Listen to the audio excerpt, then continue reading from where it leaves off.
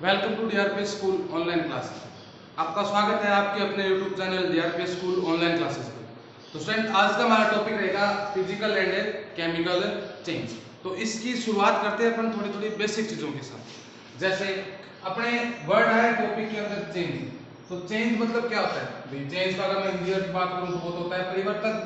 अब परिवर्तन या चेंज क्या होता है?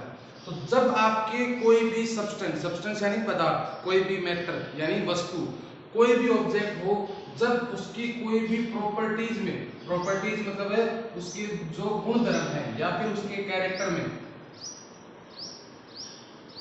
जिसको आप कैरेक्टरिस्टिक्स कहते हो, वो प्रॉपर्टीज या कैरेक्टरिस्टिक्स अपनी ओरिजिनलिटी से दूर हट जाती हैं। मतलब जैसे मैं बात करूं कि भी आपका क्या था, जैसे कोई खाने की चीज ले लो, मिठाई मान लो, स्वीट्स हैं। अब स्वीट्स अगर लंबे टाइम तक अपन रखते हैं तो वो स्वीट्स मीठी ना रह के क्या हो जाती हैं, थोड़ी थोड़ी खट्टी हो जाती है ना।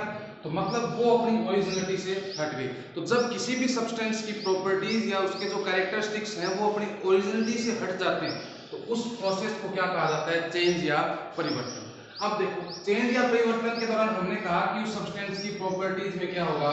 चेंज। प्रॉपर्टीज में क्या होगा? चेंज। तो किसी भी सब्सटेंस की दो प्रॉपर्टीज होती है। कितनी प्रॉपर्टीज होती है? दो प्रॉपर्टीज होती है। एक तो होती है फिजिकल, जिसको हिंदी में क्या कहते हैं? भौतिक। और एक होती है केमिकल। केमिकल मीन्स क्या होता है? रासायनिक। केमिकल यानी रासायनिक। अब फिजिकल और केमिकल, भौतिक और रासायनिक, अब ये प्रॉपर्टीज क्या होती है? फिजिकल प्रॉपर्टीज मीन्स हो गए उसके एक्सटर्नल कैरेक्टर, यानी उसके बाहरी गुण। एक्सटर्नल मतलब है बाहरी, बाहर से जो चीजें उसके अंदर आपको दिखती है ना, वो किसी भी सब्सटेंस के, किसी भी ऑब्जेक्ट की क्या होती है? फिजिकल प्रॉपर्टी होती है। जैसे मैं बात करूं उसका कलर, आप बाहर से देख सकते हो। उसका शेप, आकार कैसा है वो आप देख सकते हो। साइज वो कितना बड़ा है, कितना छोटा है, ये सारी चीजें आप बाहर से देख सकते हो। तो मतलब ये कौन सी प्रॉपर्टीज हो गई? फिजिकल प्रॉपर्टीज हो गई। और जो आप बाहर से नहीं देख सकते, जैसे मैं कहूं किसी का टेस्ट, स्वाद कैसा है, वो आप क्या करोगे? उसको टेस्ट करके बताओगे। उसकी स्मेल कैसी है, मतलब उसकी सुगंध कैसी है, भाई दूर से आ जाती है हवा की वजह से, बाकी आपको ये थोड़ी पता चलता है कि उसकी स्मेल कैसी है। तो जो कैरेक्टर उसके इंटरनल होते हैं, अंदर की तरफ होते हैं, मतलब जिनको आप बिना फील किए नहीं बता सकते, वो तो होते हैं केमिकल। और जिनको आप सिर्फ देख के या टच करके आप बता सकते हो, तो वो कौन से होते हैं? आपके फिजिकल कैरेक्टर होते हैं।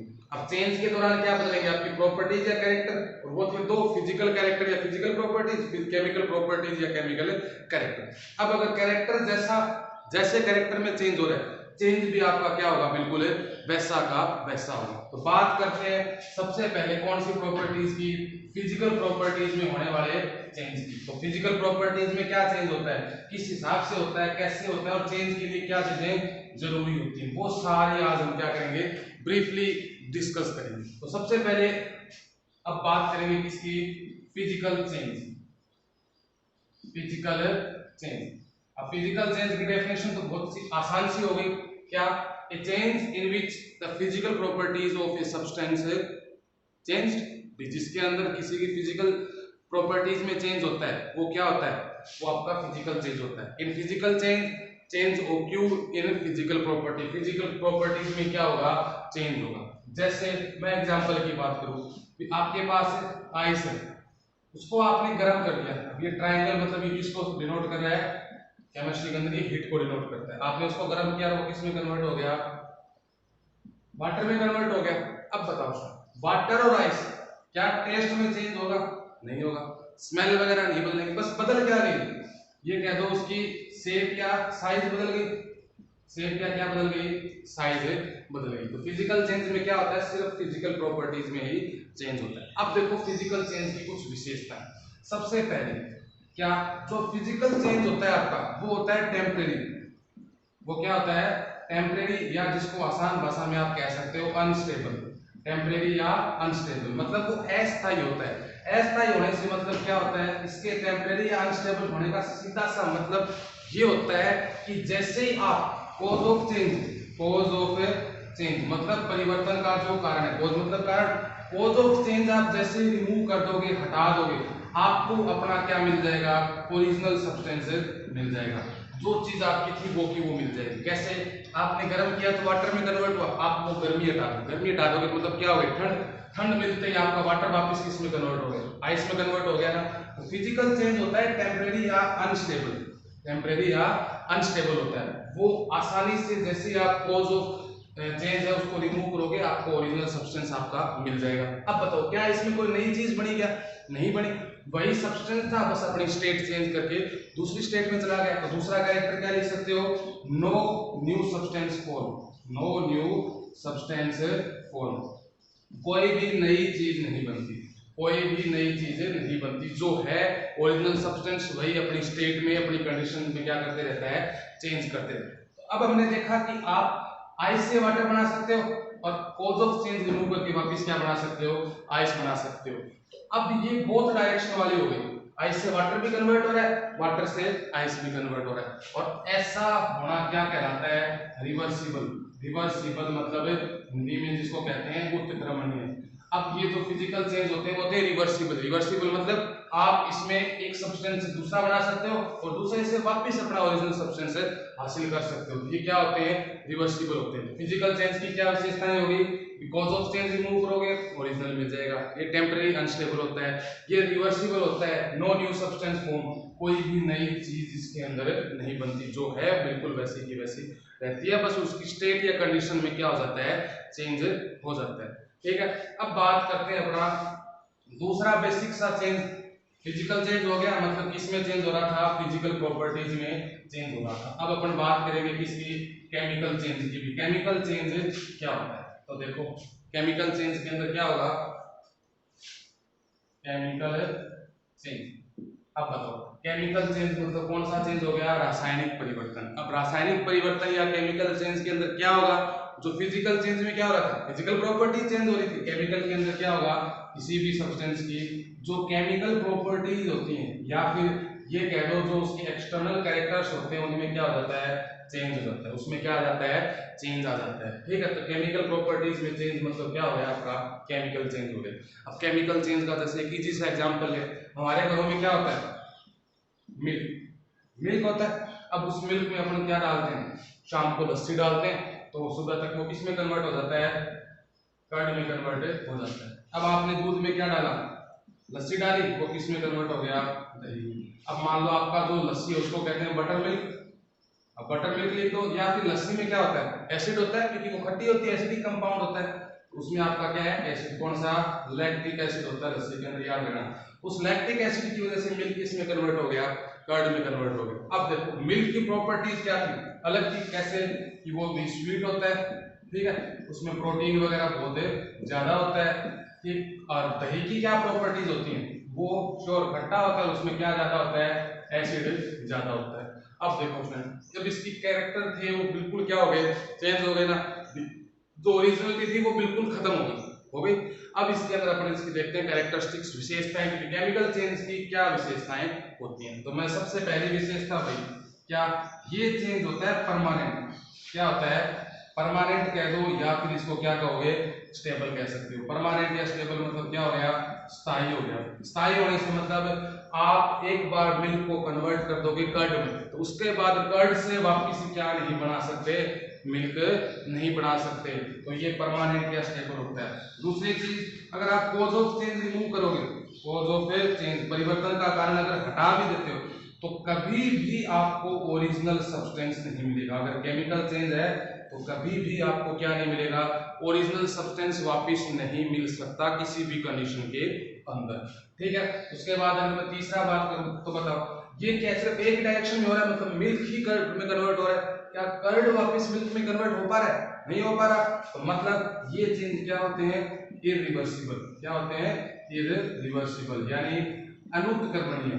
अनुत्क्रमणीय मतलब सिर्फ एक ही डायरेक्शन में होते हैं, ये एक ही दिशा में क्या होते हैं, चलते रहते हैं, ये क्या हो गए, इरिवर्सिबल। अब बताओ जो कर्ड है, दही है, क्या उसका कहीं यहाँ पे लेना देना था, कोई लेना देना नहीं था, मतलब क्या बन गया, नया सब्सटेंस बन गया ना, न्यू सब्सटेंस, नया सब्सटेंस, नया पदार्थ क्या होता है, बनता है, नया पदार्थ बनता है। तो ये था फिजिकल चेंज और केमिकल चेंज। अब आपको फिजिकल चेंज और केमिकल चेंज के अपने आसपास होने वाले एग्जांपल में उनको क्या करना है, डिफरेंशिएट करना है। ये अपने आसपास कौन सा क्या प्रोसेस हो रही है उसको आप फिजिकल चेंज कहोगे या फिर केमिकल चेंज दोगे।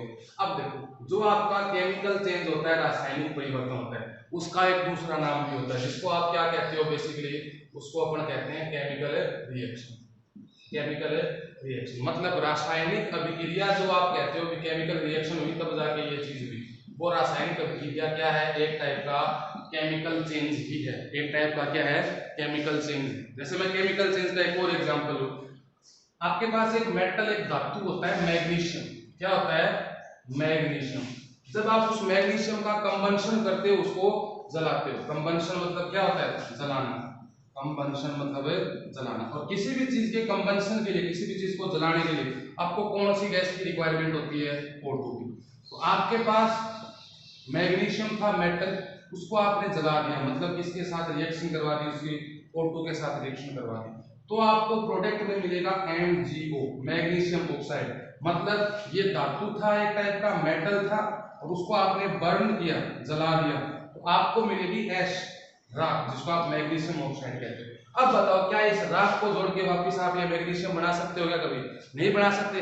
जैसे और इजी एग्जांपल ले लो, आप अपने घरों में क्या लकड़ियां जलाते हो, क्या लकड़ियों की राख से वापस लकड़ियां बना सकते हो आप, नहीं बना सकते ना। तो इसका मतलब ये चेंज कौन से होते हैं, केमिकल चेंज होते हैं, और इन्हीं का दूसरा नाम क्या होता है, केमिकल रिएक्शंस होता है। ठीक है स्टूडेंट, अब देखो, अब बात करते हैं केमिकल चेंज के अंदर एक स्पेसिफिक रिएक्शन की, एक विशेष अभिक्रिया जो अपने आसपास सारे दिन होती रहती है, लगभग वो प्रोसेस चलती रहती है कंटिन्यूअसली, लगातार, जिसपे अपन क्या नहीं देते, ध्यान नहीं देते। तो इसका नाम होता है, इसको कहते हैं रस्टिंग। रस्टिंग मतलब क्या होता है, ये वर्ड तो आपको पता ही होगा, जंग लगना कह दो, या फिर जिसको और आसान भाषा में क्या कह सकते हो, संक्षारण कह सकते हो। अब देखो रस्टिंग मतलब क्या होता है, तो हमारे पास आयरन, लोहा होता है। अब लोहा अगर लंबे टाइम तक बाहर छोड़ दिया आपने, बाहर छोड़ने से मतलब बाहर क्या क्या चीजें होती हैं, एयर होता है, वाटर होता है, हवा और पानी होते हैं। बारिश ना हो तो भी आपकी एयर के अंदर क्या होता है, मॉइस्चर होता है, नमी होती है, वो मॉइस्चर, वो नमी वाटर का काम कर देगी। अब जो आयरन है लंबे टाइम तक अगर आपने एक्सटर्नल एनवायरनमेंट में रख दिया, बाहरी एनवायरनमेंट में रख दिया, तो उसके ऊपर एक reddish substance, reddish brown substance, यानी एक लाल भूरा सब्सटेंस क्या हो जाता है, डिपॉजिट हो जाता है, जमा हो जाता है, लाल भूरी चीज उसके ऊपर जम जाती है। अब वो लाल भूरी चीज है जिसको आप जंग कहते हो, यानी रस्ट, उसके ऊपर क्या लग जाता है, रस्ट मतलब जंग लग जाता है। क्या लग गया, जंग लग गया। और ये जो रिएक्शन है आयरन का वाटर या एयर के साथ रिएक्ट करके और रेडिश ब्राउन सब्सटेंस उसके ऊपर डिपॉजिट होना, ये पूरी रिएक्शन क्या कहलाती है, रस्टिंग कहलाती है। और वो जो रेडिश ब्राउन सब्सटेंस है उसको कहा जाता है, रस्ट कहा जाता है। अब बताओ उस रस्ट से वापस आप आयरन बना सकते हो क्या, कभी नहीं बना सकते। तो मतलब ये चेंज कैसा हो गया, केमिकल चेंज कह दो इसको, और चाहो तो इसको क्या कह सकते हो, केमिकल रिएक्शन भी आप कह सकते हो। केमिकल रिएक्शन भी आप क्या कर सकते हो, कह सकते हो। ठीक है, अब रस्टिंग कैसे होती है, आयरन का नाम होता है केमिकली फेरस, यानी Fe। अब वो किसके साथ रिएक्ट करेगा, O2 के साथ, यानी ऑक्सीजन हवा में क्या होती है, ऑक्सीजन, साथ में उसको क्या मिलेगा, H2O यानी वाटर मिलेगा, तो वो क्या बना देगा, Fe2O3। ये होता है आपके रस्ट या जंग का फॉर्मूला। ये सब्सटेंस डिपॉजिट हो जाता है किसी भी आयरन ऑब्जेक्ट के ऊपर, और अगर ये लंबे टाइम तक डिपॉजिट होता रहता है तो ये आयरन को क्या कर देता है, डिस्ट्रॉय कर देता है, पूरी तरीके से बर्बाद कर देता है। और इस रस्टिंग की वजह से हर साल हर कंट्री को लाखों करोड़ों का क्या होता है, नुकसान होता है। जैसे शिप चलते हैं, जहाज चलते हैं पानी के अंदर, उनके रस्ट लग जाता है। अपने आसपास जो इक्विपमेंट है लोहे से बने हुए, वो धीरे धीरे सड़ने गलने लगते हैं, तो नए हमें लाने पड़ते हैं। नए ला रहे वो कहीं ना कहीं बड़े होंगे, तो वो लोहा है वो इस रस्टिंग की रिक्वायरमेंट को पूरा करने में काफी ज्यादा क्या हो जाता है, वेस्ट हो जाता है। अब अगर आपको रस्टिंग को रोकना है, रस्टिंग मतलब है इस जंग लगने को रोकना है, तो आपके पास तरीका एक ही, क्या कि रस्टिंग कब होगी, आयरन एयर वाटर ये तीनों कंबाइंड होंगे। आप इनको कंबाइंड मत होने दो, अलग अलग कर दो, आयरन को अलग रखो और एयर वाटर को क्या रखो, अलग रखो। मतलब इनके बीच में कोई लेयर लगा दो। लेयर मतलब वो लेयर हो सकती है किसी पेंट की, यानी कोई कलर लगा सकते हो, वो लेयर हो सकती है किसी ग्रीस की, मतलब जो ऑयली सब्सटेंस आता है, लिक्विड आता है, व्हीकल्स के ऊपर लगाया जाता है, या फिर एक नई चीज होती है क्या, गैल्वेनाइजेशन। गैल्वेनाइजेशन मतलब आप अपने आयरन के ऊपर जिंक जो मेटल होता है, जिंक जो मेटल होता है उसकी क्या लगा दो, लेयर लगा दो, जिससे रस्टिंग नहीं होगी। या फिर आप रस्टिंग रोकने के लिए क्या कर सकते हो, एलोइंग कर सकते हो। एलोइंग मतलब उस आयरन के अंदर आप कोई दूसरा मेटल मिक्स कर सकते हो। उस आयरन के अंदर आप क्या कर सकते हो, कोई दूसरा मेटल मिक्स कर सकते हो। जैसे आते हैं ना अपने ब्रॉन्ज या फिर स्टेनलेस स्टील लिखा हुआ आता है कुछ बर्तनों के ऊपर, वो इसी चीज के लिए बनाए जाते हैं कि उनमें आयरन के अंदर कोई दूसरा मेटल मिक्स कर दो जिससे कि उसके ऊपर आसानी से रस्टिंग ना हो। ठीक है स्टूडेंट, तो आज हमने देखा फिजिकल चेंज, केमिकल चेंज क्या होते हैं, कैसे प्रॉपर्टी में चेंज आता है, फिर रस्टिंग क्या रिएक्शन होती है रस्टिंग की, क्या इसके डिसएडवांटेज होते हैं, और कैसे आप रस्टिंग को क्या कर सकते हो, कंट्रोल कर सकते हो। Thank you.